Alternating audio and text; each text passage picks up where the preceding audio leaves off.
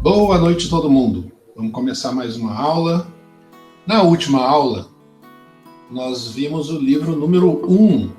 E o livro número 1 nos apresentava técnicas para que a gente pudesse elaborar um problema e, de certa forma, conseguir as primeiras diretivas a respeito desse problema, ou seja, alguma ideia que pudesse solucionar esse problema.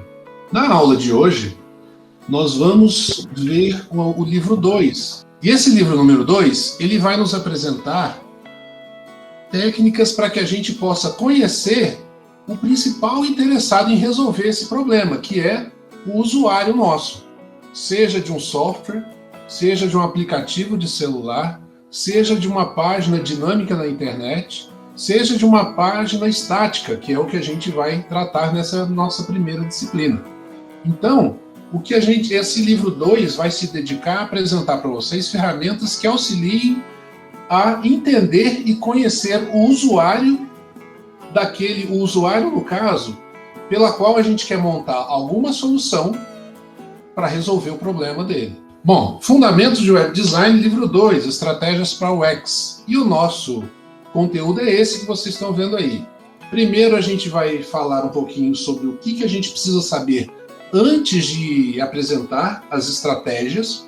E antes de apresentar as estratégias, a gente tem que entender que o nosso objetivo aqui é entender o usuário, ou seja, entender aquele que vai ser usuário do nosso software, da nossa página, do nosso aplicativo, independente do que seja.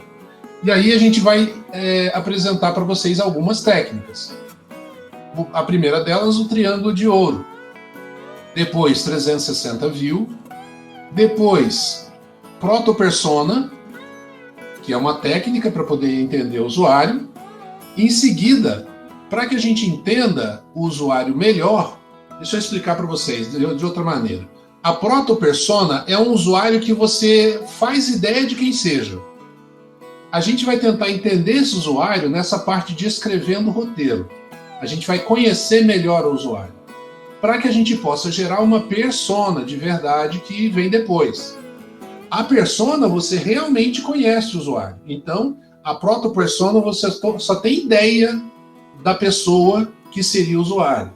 E aí vem as técnicas de escrever roteiro a respeito do problema que o usuário está passando, para que você finalmente conheça o usuário de verdade através da persona. O último mapa de empatia é uma técnica para que você vá além da persona, para que você conheça de forma empática o usuário que vai utilizar a sua solução. Ou seja, independente de ser um site, um aplicativo, um software, o que seja, eu vou chamar de solução porque fica mais fácil para a gente entender. Ou seja, existe um problema, o usuário está passando por dificuldades por conta desse problema. E a gente está aqui para apresentar uma solução, para formular, para projetar uma solução. Ok? Então vamos começar. Lembrando que vocês podem me interromper a qualquer momento, e a qualquer momento também eu posso chamar vocês para me ajudar a ler esse material. Antes de definir o que é estratégia, vamos nos perguntar: o que vamos ter no nosso projeto? Vamos definir que nosso projeto é um site de uma oficina para recuperação de Fuscas para colecionadores e que promove viagens dessas pessoas pelo país. É comum que colecionadores interessados em viajar não queiram fazê-lo sozinhos. Então o aplicativo espera conseguir ajudar esses usuários. Faremos em breve levantamento das ideias que seriam interessantes para o aplicativo. Rede social para usuários interagirem, chat, parcerias com hotéis, adicionar banners no aplicativo para ganhar dinheiro. O site precisa oferecer os serviços de recuperação de Fuscas, que é o negócio do patrocinador. Contratar um desenvolvedor que crie um site para distintas plataformas. Um host, servidor, para hospedar nosso site aplicativo. Imagine todas essas ideias escritas em post-its. Muito bem, então vejam, antes de a gente iniciar uma estratégia para poder entender, conhecer o usuário, Aí a gente já tem, de uma forma geral, o que é a nossa solução, certo? Já deu para entender o que seria a nossa solução. Observe a quantidade de ideias que já foram pensadas. Com elas, normalmente criaremos uma documentação do nosso projeto. Assim, quando alguém novo entrar na equipe, ele terá como se inteirar sobre o projeto. Entretanto, é difícil imaginar que o novo membro vai ler toda a documentação. Será mais fácil lembrar de todas as informações por meio de textos ou imagens. O aspecto visual é mais facilmente memorizado que um textual, e normalmente nosso cérebro funciona dessa maneira. Vamos utilizar Kanban, que é uma técnica para se comunicar visualmente. Queremos tornar as ideias anotadas em post-its em algo visível para todo o time de uma empresa. O aspecto visual é muito mais memorável que o textual. Por exemplo, da mesma forma que um filme é muito mais memorável que seu roteiro. A ideia é que simplesmente ao bater o olho em um Kanban, saibamos do que se trata o projeto. Por exemplo, você sabe o motivo de termos uma placa escrita extintor em cima de um suporte onde se coloca um extintor de incêndio? O motivo é que ninguém resolva pendurar nada além do extintor propriamente dito. O que acontece é o seguinte, para você poder passar a informação do estágio atual do projeto para todo mundo da equipe e para aqueles que chegam, o ideal é que você tenha alguma forma de documentar as ideias, alguma forma visual e que esteja disponível para todo mundo. Na última aula a gente falou do Kanban e ele está sendo colocado aqui como uma forma de você comunicar visualmente aquilo que já aconteceu. Quem não deu uma lida na aula passada, por favor, dá uma olhada lá no que é Kanban. Agora a gente vai falar sobre triângulo de ouro, que é a primeira estratégia que a gente precisa ter para discutir a respeito do nosso projeto. Tendo então estabelecido as ideias iniciais a respeito do projeto, vamos apresentar uma das melhores estratégias de UX para estruturar o projeto, o triângulo de ouro. A viabilidade, capacidade e desejabilidade são conceitos criados por Larry Keeley, que se especializou nessa parte do business. A ideia é pensar que um mesmo aplicativo deve conter essas três características, ou seja, os três lados do triângulo. Essa fórmula é conhecida como triângulo de Keeley ou triângulo de ouro. Então aqui eu montei a apostila de forma que se a gente clicar em qualquer uma das três conceitos, os três conceitos, a gente vai para a página correspondente. Vamos começar por viabilidade. O dinheiro que ganharemos para realizar nosso projeto e também aquele necessário para a execução de um determinado projeto. Caso não tenhamos na equipe pessoas capazes de desenvolver as ideias, será preciso contratar alguém, um desenvolvedor que saiba lidar com a linguagem de programação necessária. Mas, para contratar alguém, é preciso gastar certa quantidade de dinheiro. Assim, um dos aspectos necessários de serem refletidos no momento em que um projeto estiver sendo executado é a questão monetária. É preciso pensar na rentabilidade do aplicativo, ou seja, em sua viabilidade econômica. As estratégias podem ser parcerias, banners na aplicação, o que é ótimo para viabilizar um projeto, mas uma decisão negativa se pensarmos no usuário. Então, pensando na viabilidade do projeto, a gente está falando sobre a viabilidade econômica, ou seja, se a gente vai conseguir ter dinheiro para tocar o projeto à frente e se esse projeto vai render algum recurso. Ou seja, se não tiver uma questão monetária envolvida, pode ser que você queira fazer o projeto também ir à frente por uma satisfação pessoal, ou sei lá, por uma outra questão. Mas é normal no ambiente empresarial que você se dedique ao projeto porque você vai ganhar dinheiro com ele, certo?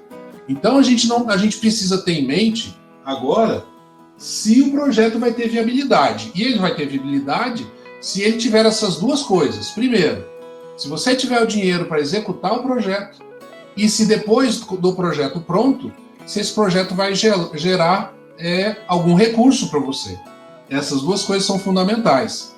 Uma das estratégias para você gerar recurso para o projeto é você estabelecer parceria, é você colocar propaganda no site, na aplicação, na solução. Isso é interessante de você fazer para viabilizar o projeto, mas é ruim em termos de usuário. O usuário não vai, claro, gostar de ter propaganda dentro do site ou do aplicativo. O primeiro, então, foi a viabilidade do triângulo de ouro. O segundo é a capacidade. Vamos entender qual é o conceito de capacidade? Vocês perceberam que a primeira frase da tela é a definição do conceito, né? Capacidade. Indica preocupação. Temos os recursos e pessoas para realizar determinada ação? Vamos pensar em um caso hipotético. Digamos que temos uma determinada plataforma em nosso aplicativo e que ela começa a crescer. Tanto que isso ocasiona em um gargalo de performance. É preciso contratar um servidor, um pouco maior e melhor.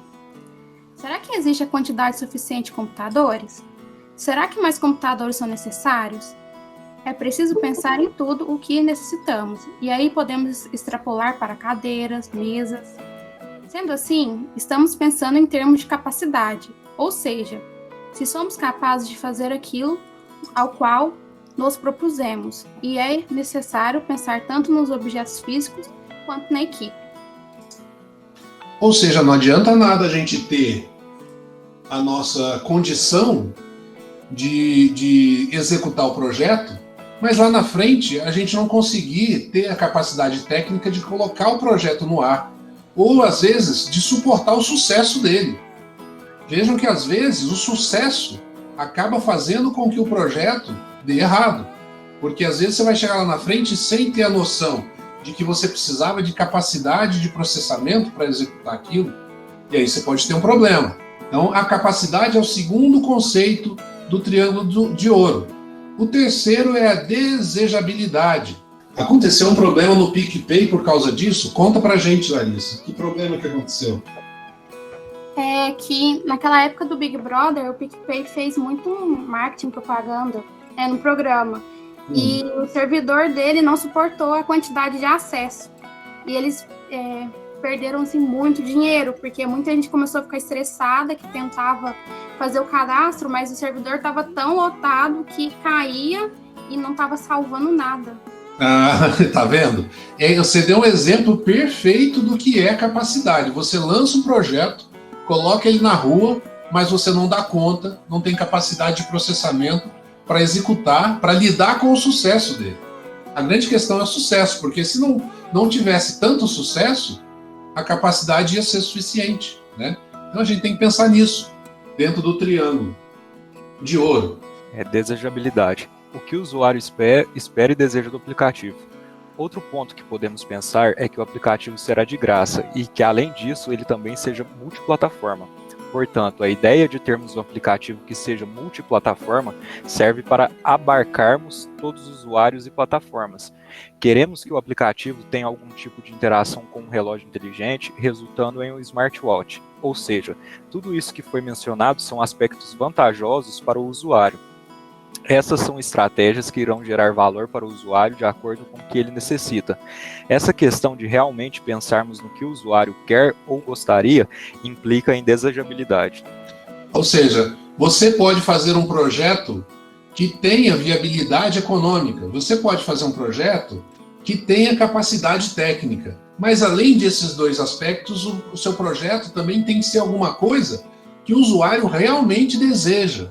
E aí vocês estão vendo aqui um triângulo que é derivado lá do triângulo de ouro, onde a gente tem aqui um cifrão representando a viabilidade econômica, uma engrenagem representando a capacidade técnica e um rostinho feliz que representa o usuário contente com a solução que você adotou. Ok? Então, esse triângulo aqui com maisinhos e menusinhos, vocês vão entender ele agora mesmo. Só voltando para cá, a gente está falando do triângulo de ouro e já passamos por viabilidade, capacidade e desejabilidade. Agora a gente vai falar sobre o 360 View, que é uma outra técnica para nos ajudar a conhecer o usuário. E é de onde sai justamente esse triângulozinho aqui que eu mostrei no anterior. A gente trocou os nomes por símbolos e vamos colocar as ideias do lado de dentro, os itens bons dentro e os itens ruins fora do triângulo. Mas existem itens que têm a ver com mais de uma característica. Para isso vamos usar círculos que possuem intersecções. Bom, vamos voltar um pouquinho nessa questão. Observem esse triângulo aqui. Esse é o triângulo de ouro. Nós vamos desenhar esse triângulo numa lousa, num quadro branco, por exemplo. E aí, a gente vai colocar do lado de dentro os aspectos que têm a ver, as características do projeto que têm a ver com a viabilidade econômica, e do lado de fora, os aspectos que prejudicam a viabilidade econômica. Do lado de cá, a gente vai colocar dentro do triângulo aspectos que favorecem a capacidade técnica, e do lado de fora, aspectos que desfavorecem, que são desvantagens em termos de capacidade técnica. Do lado de baixo, a gente vai colocar características do projeto que são desejáveis pelo usuário e características do projeto que não são desejáveis pelo usuário. Isso tudo tem que ser montado para que você tenha um panorama do projeto que você está estudando, lançar no futuro. Então, por exemplo, a gente pode colocar aqui como viabilidade técnica. Eu estava falando sobre uma oficina de recondicionamento de Fuscas para colecionadores. Bom, vamos dizer que uma das questões de viabilidade técnica é que o meu site provavelmente vai ter um grande número de acessos, porque as pessoas que são colecionadores, eles teoricamente têm acesso à internet. Então isso é uma característica positiva. Agora, eu vou ter que colocar, eu tenho pouco dinheiro para o projeto, então eu vou ter que colocar propaganda lá no meu site. E isso é um aspecto negativo que tem a ver com a desejabilidade. Então você colocar todas as características positivas e negativas do projeto e todas as ideias que são positivas, ideias negativas a respeito do projeto, vai ajudar você a ter uma ideia do que você precisa montar. O que você precisa entender e controlar. Agora, tem alguns aspectos que eles têm a ver com mais de um item desses três, mais de uma dimensão, vamos dizer assim. Então, tem aspectos que têm a ver com viabilidade, capacidade e desejabilidade. Professor, E aí... Oi, pode falar. Agora eu entrei pelo celular aqui. Perfeito. Dentro da viabilidade entra também a monetização, né? Sim. A viabilidade técnica do software depois, da sua solução depois que o projeto esteja pronto, né? Perfeito. E aí, essa é uma questão que é uma questão positiva em termos de viabilidade monetária, mas é uma questão negativa em termos de desejabilidade do usuário, porque o usuário nunca vai querer ver propaganda naquela solução que ele está adotando, né? Na verdade, a gente suporta a propaganda para não ter que pagar. Agora, então, a gente evoluiu desse formato de triângulo de ouro para o que a gente chama de 360 view, que são esses arcos, esses aros aqui. Continuam sendo os três aspectos, só que agora a gente tem as áreas que são intersecção entre os dois. Porque às vezes uma coisa positiva, uma característica positiva do projeto, ela está na intersecção entre viabilidade econômica e capacidade técnica. Ela está aqui no meio. E ela pode também ser uma intersecção entre viabilidade econômica e desejabilidade. Ela pode ser uma intersecção entre desejabilidade e capacidade técnica. Então, a gente evoluiu para esses círculos para ter essas intersecções. Agora, na hora que a gente encontra alguma capacidade que junta as três ao mesmo tempo, aí a gente tem uma grande oportunidade. É uma grande oportunidade de fazer com que o seu projeto seja alavancado. Essa característica que estiver aqui no centro, unindo as três dimensões, é a característica mais importante do seu projeto. Você deve cuidar dela com muito cuidado. Entenderam? Aí, a gente, depois de ter passado para essa tecnologia dos círculos, essa técnica evoluiu um pouquinho mais, e aí sim ela chegou no 360 view. No 360 view, a gente tem os post-its, vamos dizer que isso sejam aqueles post-its de pregar na parede.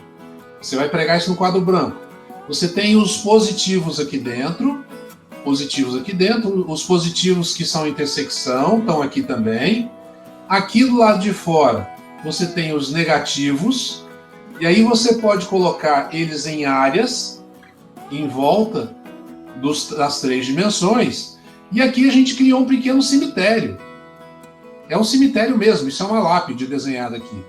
Para colocar aqui aquelas características ou aquelas ideias que morreram, ou aquelas características negativas ou situações negativas que você conseguiu superar.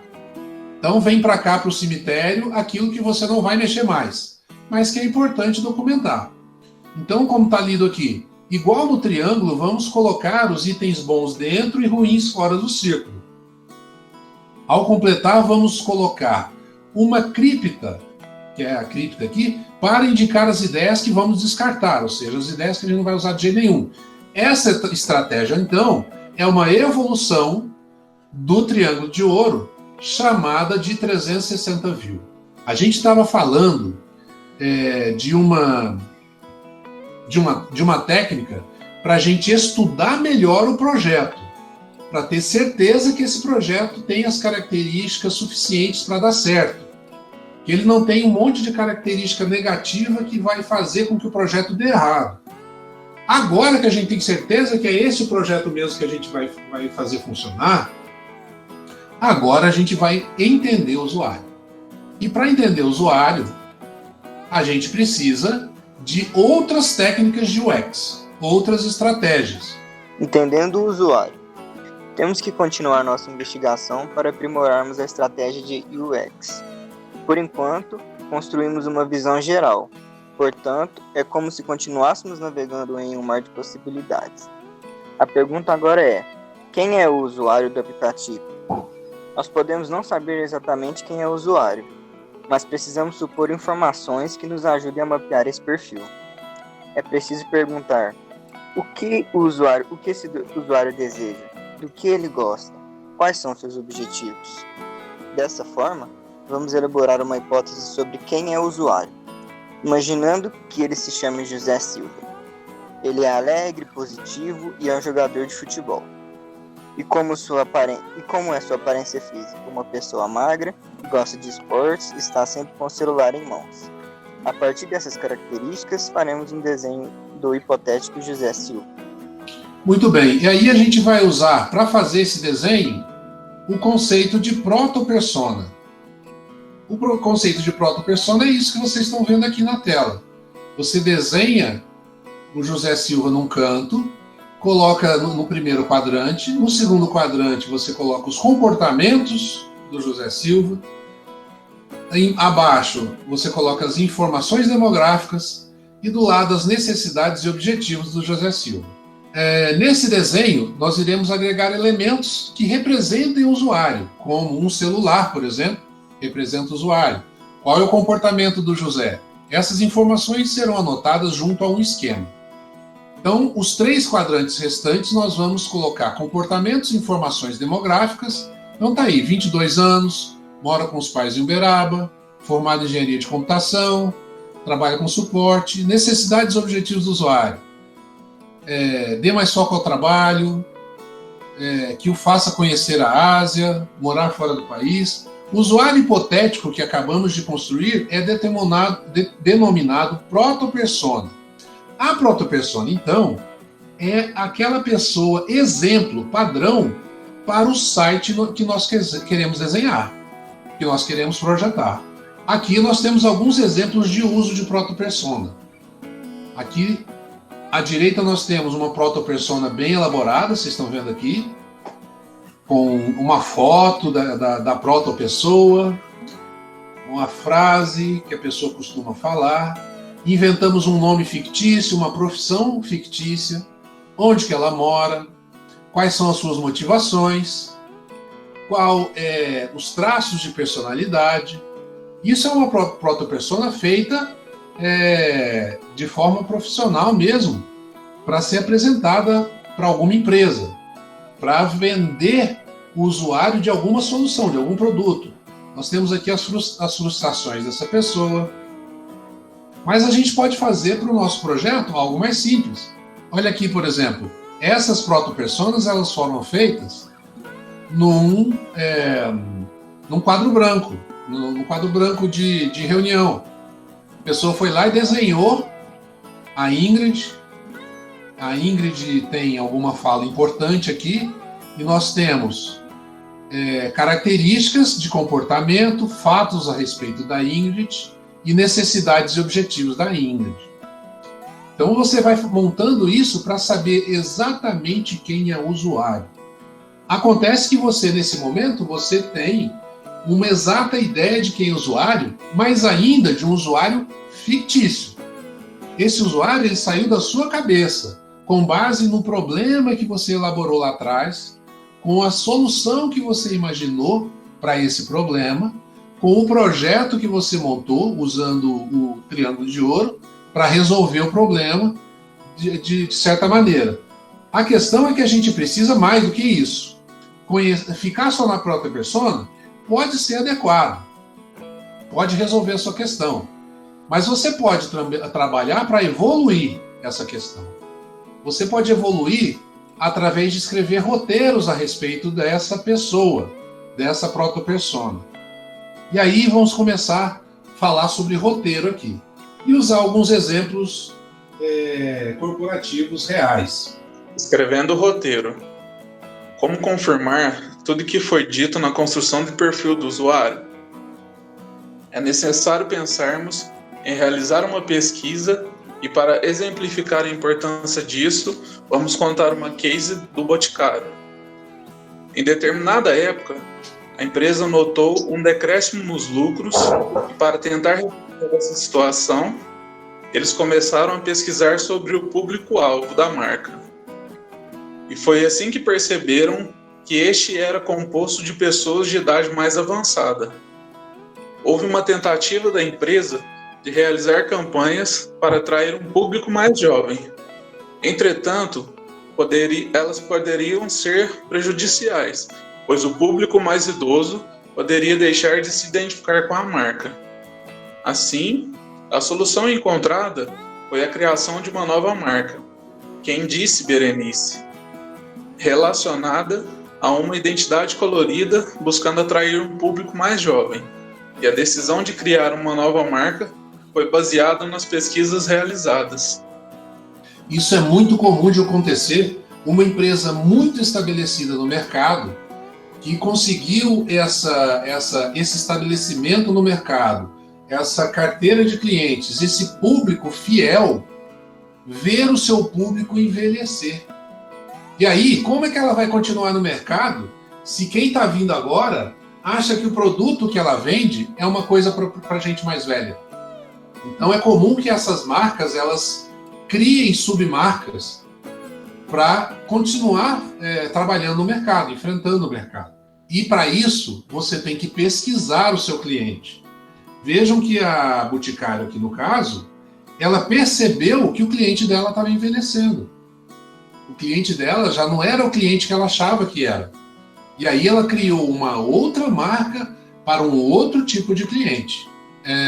A grande questão é onde o Boticário encontrou o seu usuário. Para saber quem é o usuário, é necessário pensar nele. Ainda que utilizar o triângulo de Keeley, o 360 View e proto-personas, demonstre que pensamos no usuário. Para se ter certeza do que ele necessita, é preciso realizar pesquisas. Isso envolve o X, e é bacana, pois acabamos saindo um pouco da esfera do achismo, porque a proto-persona é um achismo nosso, né? Que pode não estar calcado na realidade. Aliás, pode estar errado pra caramba. E as hipóteses para um caminho que ajudará a eliminar e minimizar as chances de falha. Partimos para a pesquisa quando estamos com dúvidas ou questionamentos para tomar decisões, e ela pode nos ajudar bastante. Existem diversos tipos de pesquisas disponíveis. Eu vou apresentar para vocês hoje 5 tipos de pesquisas que podem ser feitas para você conhecer melhor o seu usuário. Para quê? Para que você parta da proto-persona que saiu da sua cabeça e chegue numa persona. A persona ela vai ser calcada na realidade daquilo que você encontrou na sua pesquisa. E aí vamos começar com a técnica da observação. Observação. A Copenhagen criou uma marca mais barata, Brasil Cacau, para concorrer com a Cacau Show. A nova marca iria vender em shoppings. Uma consultoria contratada começou a observar a Cacau Show. Descobriram então que os clientes saíam do Boticário e entravam na Cacau Show. A partir daí, eles compreenderam que o cliente que ia dar um presente de Dia das Mães entrava primeiro no Boticário e, caso os preços estivessem um pouco acima do orçamento previsto, entravam na Cacau Show e compravam presentes com preços mais acessíveis. Assim, chegaram à conclusão de que o melhor ponto para se colocar uma loja da Cacau Brasil era justamente em frente a uma loja da Boticário. Esta descoberta foi feita através da observação, um método de pesquisa. Foi necessário ir a campo e observar não o próprio usuário ou cliente, pois este ainda não existia, mas o do concorrente. E essa é uma abordagem de início de projeto, quando ainda não existe um usuário próprio. Então observe que mesmo quando você ainda nem tem o cliente, você nem tem o usuário, você mesmo assim você pode fazer pesquisa de observação. No caso aí, a empresa, né, a loja da Cacau Brasil, no caso, a Copenhagen criou uma marca mais barata chamada Brasil Cacau, ou Cacau Brasil, sei lá. Ela resolveu observar os clientes da Cacau Show. Entendeu? E com essa observação, ela conseguiu descobrir qual o posicionamento melhor da sua loja dentro de um shopping. Essa é a ideia da observação. Além da observação, nós temos também o questionário, que também pode ser realizado para a gente descobrir quem é o nosso potencial cliente. Questionário. Para obtermos uma amostragem grande de dados, podemos utilizar um método de pesquisa quantitativa como um questionário. O meio fácil de fazê-lo é com o Google Forms, que auxilia na criação de um questionário online. Podemos fazer um questionário para compreender o público-alvo de um projeto. Este é um método ideal para conseguir grandes massas de dados, mas temos que ficar atento ao público-alvo. Se ele não for controlado, podemos distorcer os resultados. Ou seja, a gente vai criar uma série de perguntas e lançar essas perguntas para pessoas específicas, escolhidas especificamente, que a gente chama de público-alvo. Esse público-alvo tem que ser muito bem definido, porque ele tem que ter exatamente as características que você havia definido no seu conceito de proto-persona. E aí você vai confirmar as características dessa pessoa. A gente ainda tem card sorting, que é uma outra técnica que nos ajuda, muito parecida com o Kanban, né? Podemos perguntar ao próprio usuário se o produto que está sendo pesquisado é adequado ou não. Para isso, podemos usar outro método de pesquisa denominado card sorting. A ideia é fazer sessões com o público-alvo, utilizando este método para se visualizar as ideias elaboradas. Não pela equipe do projeto, mas pelo próprio usuário. Você vai convidar pessoas para conhecer as ideias que você colocou nessa página, nessa tela, nessa parede de Kanban aqui, e explicar para ela qual que é o projeto, qual o produto que você está montando.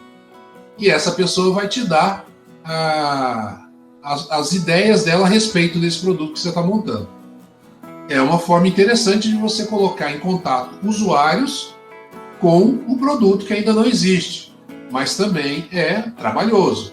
Uma outra técnica para você testar características do seu produto é o teste AB. Quando queremos testar versões diferentes de um aplicativo ou de um site, podemos utilizar o método do teste AB. Para itens específicos, fazemos diversas perguntas ao público-alvo a respeito da preferência do item A ou do item B. Observem que qual é a diferença que nós temos aqui. Do lado de cá nós temos uma página com um banner em verde. Do lado de cá nós temos uma página do banner em vermelho. Você vai apresentar para diversos possíveis usuários se ele prefere o banner em verde ou em vermelho. E aí, com o resultado, você vai moldando a sua solução. Você pode fazer isso para testar a fonte que você vai usar no seu site. Você pode fazer isso para testar o projeto gráfico, ou seja, os desenhos que você vai colocar no seu site, a disposição do texto dentro do site. Você vai apresentando propostas A e B, A e B, A e B, para ir formatando o seu site ao gosto do público-alvo adequado. Agora, a técnica mais utilizada para você conhecer o usuário é a entrevista. E é por isso que a gente vai se deter um pouco mais nela. Se seu site fala sobre aposentadoria, por que entrevistar pessoas mais jovens? O primeiro passo é pensar no recorte social, demográfico, racial e por aí vai. Ou seja, definir o público-alvo. Porém, nas entrevistas, é comum as pessoas acabarem mentindo de alguma forma. O método de observação impediria as pessoas de não dizerem a verdade. Por que as pessoas mentem? Por não terem uma certa intimidade ao entrevistador.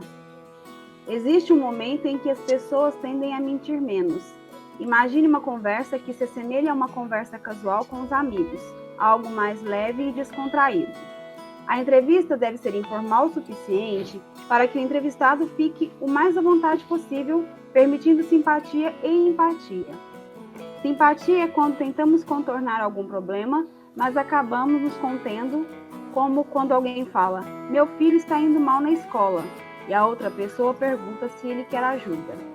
Empatia é realmente algo mais profundo, de se colocar no lugar do outro, da pessoa que você está entrevistando. É tentar entender a situação que a pessoa está falando. E só conseguimos ajudar alguém de verdade quando nos colocamos no lugar desse indivíduo. Muito bem, a gente está chegando na razão de você conhecer bem o usuário. É você ter empatia com o problema que esse usuário possui. Entrevista. As perguntas precisam ser empáticas. Por exemplo, em vez de perguntar, você gosta de fuscas? Que pode induzir a resposta de tipo sim e não? Vamos alterar para: me fale sobre o Fusca que você mais gosta. Quando o usuário responder a essa pergunta, provavelmente ele contará um pouco da sua história pessoal e experiências, tornando a resposta mais interessante e rica. Se a pessoa está com boa vontade para responder às suas questões, aproveite para pedir mais detalhes e fazer várias anotações. Ao iniciar a entrevista, se apresente antes, explique o motivo pelo qual está fazendo a pesquisa. Isto cria uma relação de empatia entre entrevistado e entrevistador. Então, alguns pontos fundamentais na entrevista são: recorte social, de gênero, etc. Segundo, empatia. Terceiro, perguntas abertas. Quarto, explicar o objetivo. Perguntas abertas é aquela pergunta em que o entrevistado não pode responder sim ou não. Ele tem que elaborar um pouco mais a resposta. E ao elaborar um pouco mais a resposta, você consegue saber mais sobre ele. Essa é a ideia. Vamos supor que estamos construindo um site de conserto de Fuscas. Temos que pensar nas informações relevantes para ele. Vejamos algumas questões. Idade. Importante para pensarmos em como abordar esse usuário através do aplicativo. Quais serão os tons das mensagens? Se usaremos termos informais? Como serão as mensagens de alerta? Fusca mais bacana que a pessoa teve ou tem. Pode servir de indicativo se a pessoa tem preferência por Fuscas restaurados ou tunados. Passeia com os Fuscas sozinho ou acompanhado. Como a pessoa escolhe o destino do passeio? Isso é interessante, pois revela diversas informações. Se a pessoa é impulsionada para determinado local, devido a alguma promoção ou não, e por aí vai. Planejamento acerca do passeio. Por exemplo, se o viajante gosta de saber se o local tem bares bons, o clima do local e como ele se organiza essas informações. Note que, dependendo da resposta, o rumo do roteiro pode desdobrar-se em perguntas específicas. Então, a entrevista ela é fundamental para você conhecer o seu usuário a fundo. Você vai a fundo nas questões. Após a criação do roteiro, podemos buscar uma empresa especializada em realizar entrevistas com usuários, que no geral custa muito caro, e sendo assim é preciso buscar alternativas, como nós mesmos realizarmos a entrevista. Você pode entrevistar pessoas que correspondam à proto-persona definida anteriormente. Uma dica é entrevistar colegas de trabalho com quem você não possui tanta intimidade, para ampliar sua rede de contatos, unindo o útil ao agradável. A pesquisa aberta pode ser qualitativa. Poderá fornecer novas ideias que talvez não tenham nos ocorrido anteriormente. Algumas dicas sobre como agir durante as entrevistas. Small Talk. Serve para quebrar o gelo e comentar sobre situações banais do cotidiano, por exemplo, o que você fez no final de semana. Evitar perguntas muito lógicas. Perguntar algo que mexa mais com as emoções da pessoa, como: mas por que você deixou de viajar? Pode ser mais interessante. Anotar é importantíssimo. E se a pessoa permitir, grave a entrevista.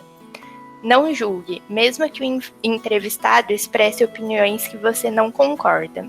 Se a pessoa estiver com tempo e disposição para responder, pergunte mais. Muito bem. Então tem uma série de dicas a respeito de como você entrevistar os futuros usuários do seu site. Observem que a ideia é que você consiga extrair dos usuários o máximo de informação possível que confirme a proto-persona que você projetou lá na técnica anterior. O entrevistado não é você, então deixe a pessoa falar. Claro, em uma conversa informal você vai acabar interagindo, pois realmente está se colocando no lugar da pessoa.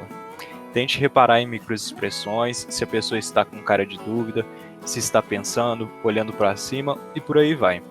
Tudo que mencionamos serve para auxiliar na pesquisa para termos ideias novas, insights e validarmos a proto-persona que elaboramos previamente. Essa estratégia de pesquisa chama-se pesquisa não estruturada ou pesquisa aberta, uma espécie de bate-papo. Repare que apesar de seguir o roteiro que criamos, os entrevistados acabam falando espontaneamente e muitas vezes não respondem à risca o que perguntamos. Uma observação em relação aos números, quanto as entrevistas são necessárias. A recomendação de UX é que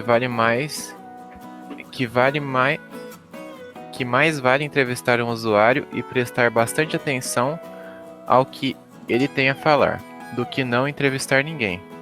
Se houver dinheiro e tempo disponíveis, pode-se entrevistar 300 pessoas, mas é importante entrevistar direito. O quantitativo não importa tanto, mas o mais importante é o fator qualitativo. Até o presente momento, temos a proto-persona e também as pesquisas que foram realizadas, referentes a pessoas diferentes que possuem opiniões diversas. O ideal é juntar aquilo que é comum aos entrevistados, como se pegássemos o que foi repetido e jogássemos em um liquidificador.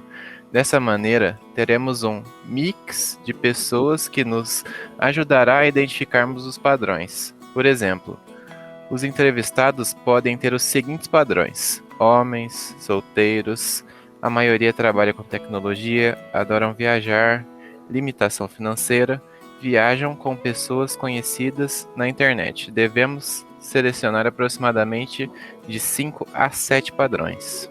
Então a gente conseguiu definir, através dessas 5 técnicas, pesquisas para a gente poder chegar à persona.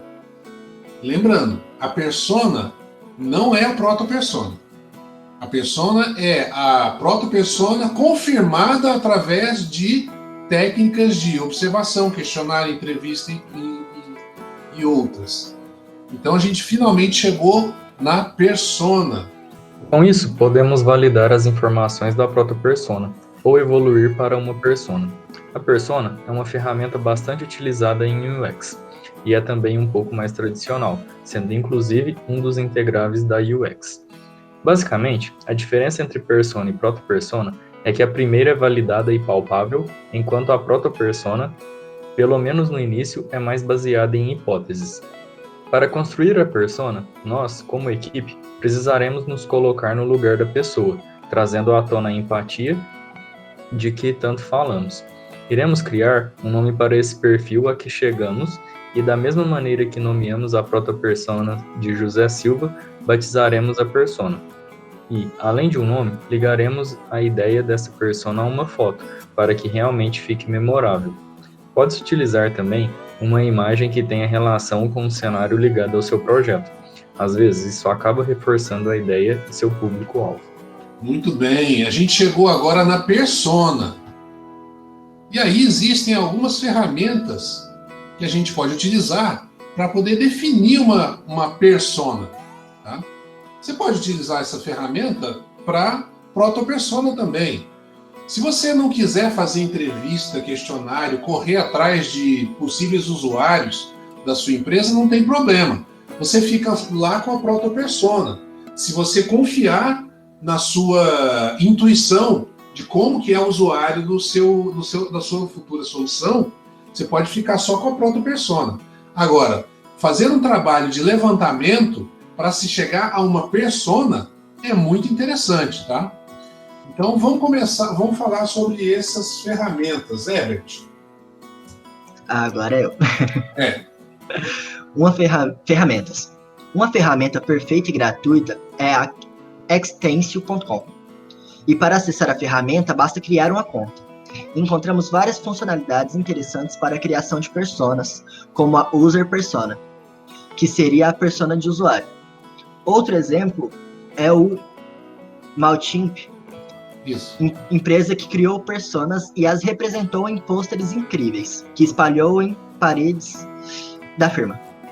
Observe, a empresa criou pôsteres e espalhou pela empresa para que toda a equipe da empresa, para que todo mundo que trabalhasse lá, tivesse sempre a lembrança de para quem que eles estão trabalhando, que as soluções que eles estão produzindo, projetando, construindo, são para essas pessoas fictícias que estão aqui, tá? Isso é muito interessante e é uma ferramenta que se mostra muito produtiva para você ter sempre foco na solução, foco no usuário. A gente vai falar um pouquinho sobre o Extensio.com, mas vamos primeiro terminar a nossa conversa aqui, porque além da persona que a gente falou agora, essa a gente vai chamar de persona primária. Existem outras personas. Professor. Oi. Esse perfil que a gente traça, a gente está traçando o perfil do usuário final do aplicativo, do site, ou da pessoa que a gente supostamente está prestando uma consultoria para desenvolver uma empresa, seria a pessoa que a gente está trabalhando para? Então, veja, essa técnica de você definir proto-personas ou personas, você pode ser contratado só para fazer esse trabalho. Existem empresas no mercado, principalmente empresas de pesquisa, de consultoria, que são contratadas para definir e construir a persona para um certo produto que uma empresa vai lançar no mercado no futuro. Entendeu? Mas o foco é sempre no usuário, naquele que vai utilizar o produto no final. Usuário final, então. Usuário final. Agora, esse usuário final, aqui nessa metodologia, a gente vai chamar de persona primária. Por que persona primária? Porque existe também persona secundária, persona negativa, persona complementar, ou seja, existem outras personas envolvidas que a gente vai falar sobre elas agora mesmo. De novo, professor? De novo, mais um ponto de participação. Olha que beleza. Beleza, então. Outras personas. A persona primária reflete o público-alvo, ou seja, o perfil do usuário que queremos atingir por meio do aplicativo. Mas será que só atrairemos esse público-alvo específico? O aplicativo pode ter determinada funcionalidade que atrai indivíduos de diferentes públicos. Esse usuário tido como bônus reflete uma persona secundária, uma espécie de persona complementar. Nosso projeto não foi feito para essa pessoa, mas pode faltar pouco para que ela acredite que o aplicativo foi desenhado para ela. Outra coisa, quem não usaria esse aplicativo? Ao pensarmos nisso, imaginamos um público-alvo totalmente diferente a ver ao nosso projeto. Como queremos dar mais uma camada de validação dos dados coletados, podemos pensar no oposto da persona primária, e assim teremos a persona negativa.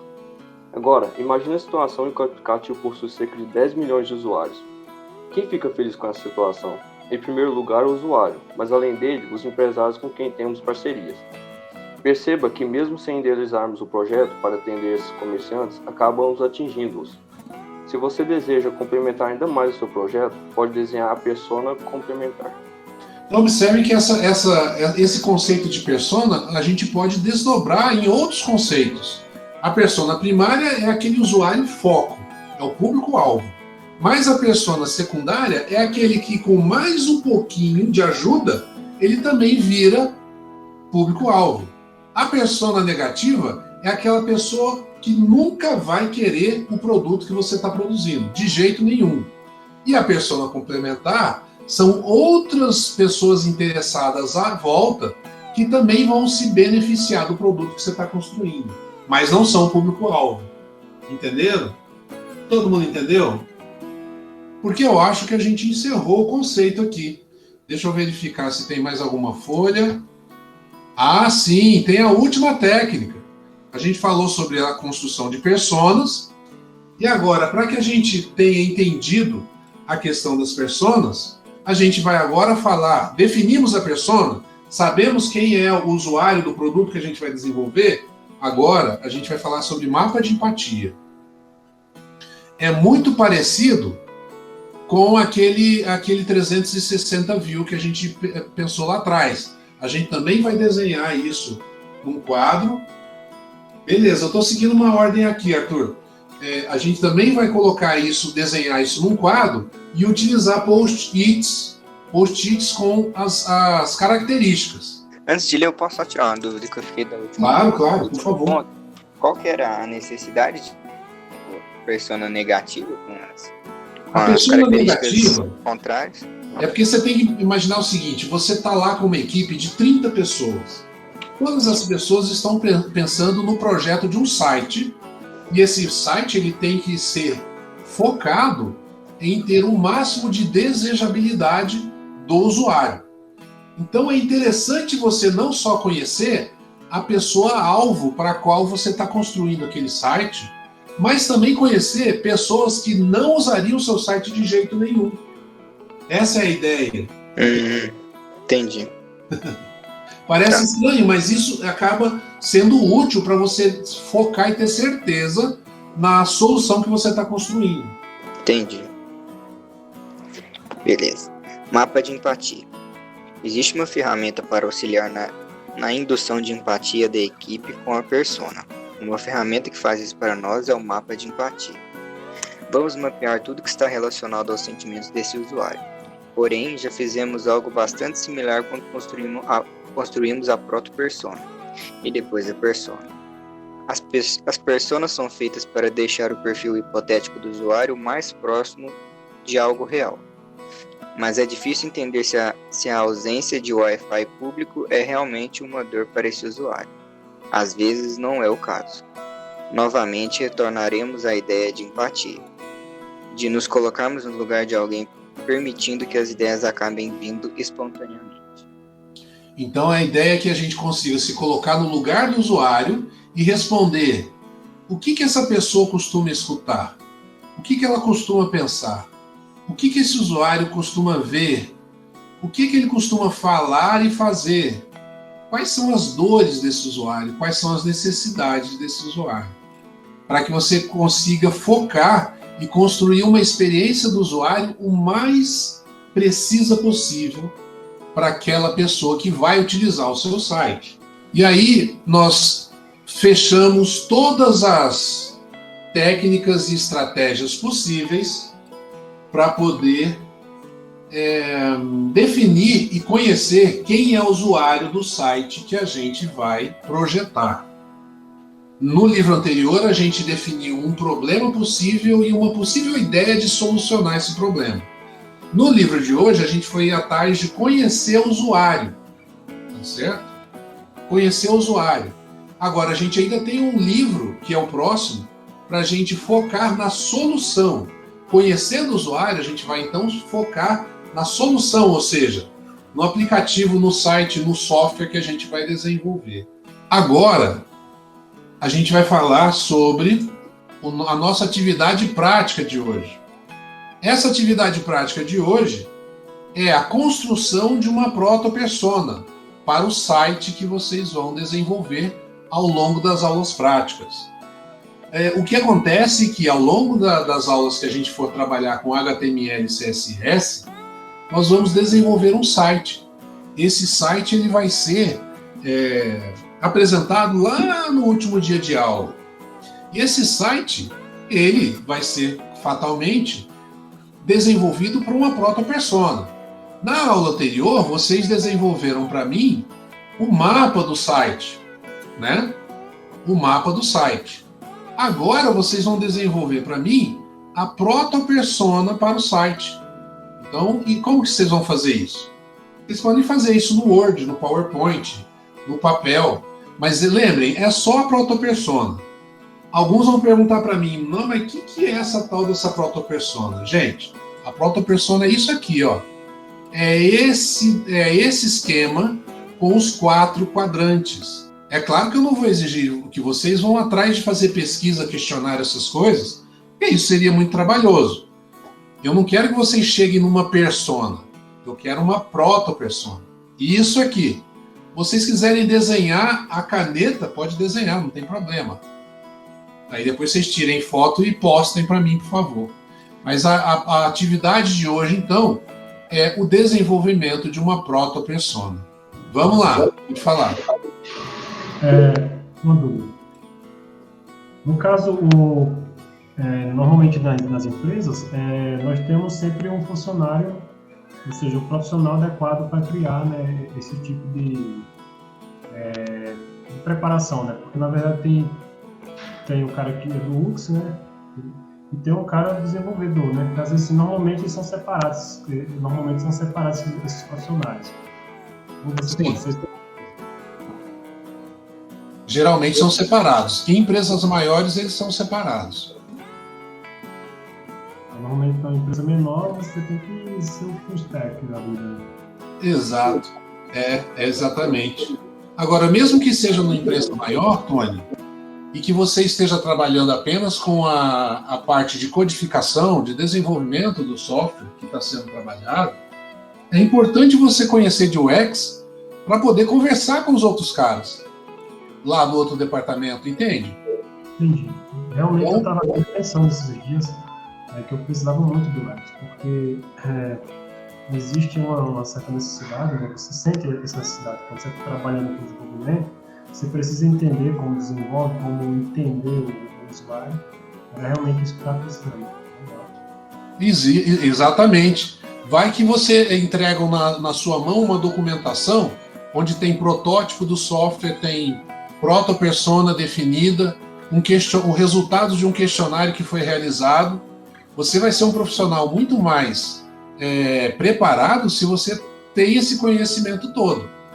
Agora, o ideal aqui é que vocês possam utilizar esse conhecimento que a gente está passando de UX nos projetos de site de vocês no futuro. Não só de site, né? Site no nosso caso aqui, mas isso pode ser utilizado para projeto de software, projeto de aplicativo para dispositivo móvel, qualquer outra coisa, ou seja, soluções de modo geral, soluções de software de modo geral. Todo mundo entendeu do que se trata a atividade prática dessa semana? Tranquilo, mestre. Beleza. Hoje é segunda, né? Vocês têm até domingo, meia-noite, para poder desenvolver essa proto-persona e postar lá no Moodle. Tranquilo? E se alguém... Professor, lá no AVA tá marcado para sexta-feira. Opa! Espera aí que eu vou confirmar isso. Dia 27 é sexta, né? Espera aí que eu vou descobrir por que está marcado para sexta-feira. Talvez tenha uma razão. Tem. Tem sábado letivo, né?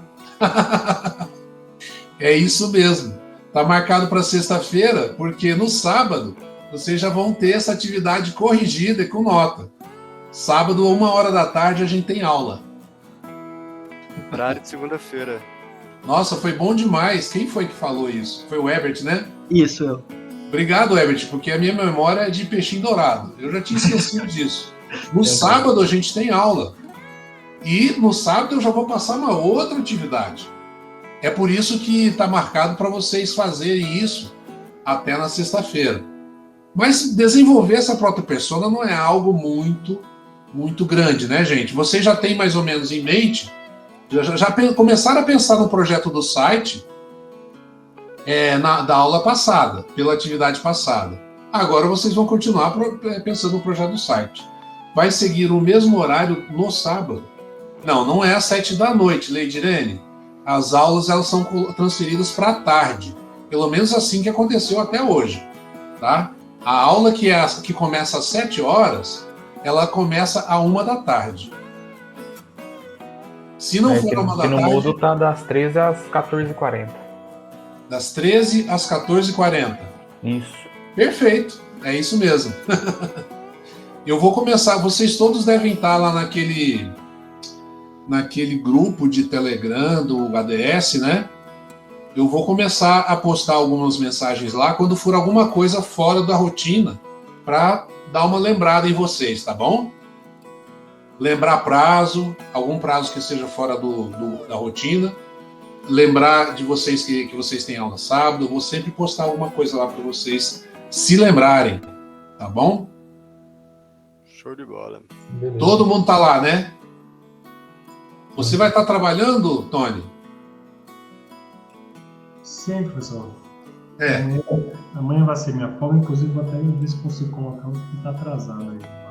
Ah, perfeito. Bom, Tony, eu sugiro para você que você assista a aula gravada, porque a aula é sempre gravada e disponibilizada para vocês, tá? E se você tiver qualquer dificuldade, você pode me procurar. Tá? Qualquer problema com a atividade prática que a gente vai passar para ser feita no sábado, você pode me procurar, tá? Beleza, então, combinado. Muito bem. Aliás, Tony, a aula do semestre passado ela já está lá disponível no Moodle. Se você já quiser assistir, você pode assistir ela também. Veja aqui que no Moodle eu disponibilizei as mesmas aulas, só que do semestre passado. Então acho que vou aproveitar amanhã, sim. Você pode aproveitar amanhã, ler o material do livro 3 e assistir a aula do semestre passado, que é o mesmo livro. Beleza. E fazer a atividade. Aí é bom que você já adianta o serviço.